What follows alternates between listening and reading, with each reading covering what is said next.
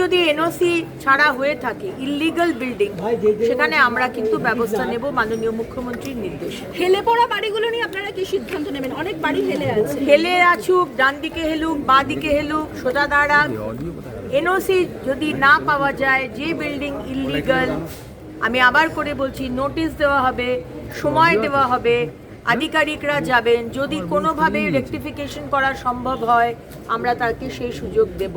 কিন্তু এই রকম বাড়ির মতো যেখানে সিঁড়িটা এত সরু যে দুটো লোকও দাঁড়াতে পারছে না, এবং যে অ্যাক্সিডেন্টের জন্য আজকে এই মালিক দায়ী, এই লোকগুলো মরলো এই মালিকের জন্য, সুতরাং এই বাড়ি তো আমরা রাখতে পারবো না। দিদি, শহরে এমন অনেক বহুতল আছে যেগুলো নির্মীয়মান, সেগুলোকেও যথাযথ নিয়ম মেনে হয়নি। আমি ডিপার্টমেন্টকে বলেছি সমস্ত এই ধরনের যেখানে সেখানে ইলিগাল বাড়ি রয়েছে, আমাদের মেয়র সাহেবরা চিঠি দিয়ে উত্তর দিন, আমরা চিঠি পাঠাচ্ছি। কতগুলো এরকম ইলিগাল বাড়ি রয়েছে এবং সেই বাড়িগুলো কেন বানানো হয়েছে এবং সেই বাড়িগুলো স্টপ করার জন্য আপনারা কি করেছেন তার লিখিত তারা সমস্ত মেয়রের কাছে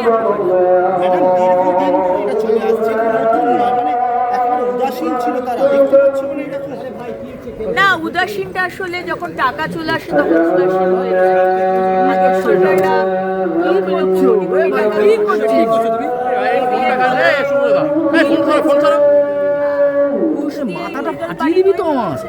সবকিছু ইলিগাল হয়েছে।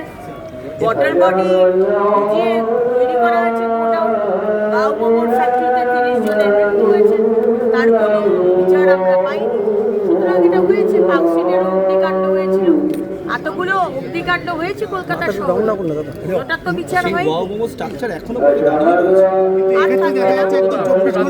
আমরা অ্যাকশন নিতে শুরু করেছি।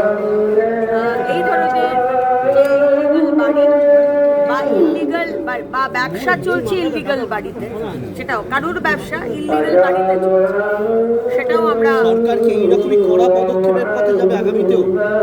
প্রথম দিন থেকে যদি কড়া পদক্ষেপ আমরা নিতে পারি মাননীয় মুখ্যমন্ত্রীর নির্দেশে, তাহলে আশা করা যায় আমাদের প্রতিটি পদক্ষেপ অত্যন্ত স্ট্রিক্ট হবে। এখানে কোনো দুর্নীতির সাথে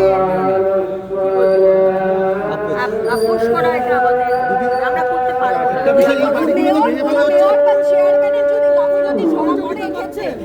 সরকার কি পদক্ষেপ নেবে তার বিরুদ্ধে?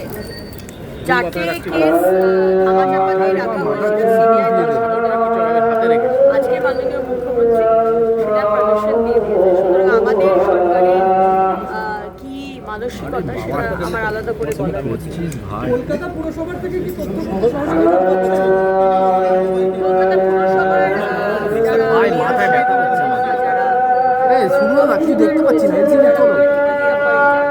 তাদের কাছ থেকে আমরা কোনো সাহায্য চাই। আমাদের আধিকারিকরা রয়েছেন, সরকারি আধিকারিক।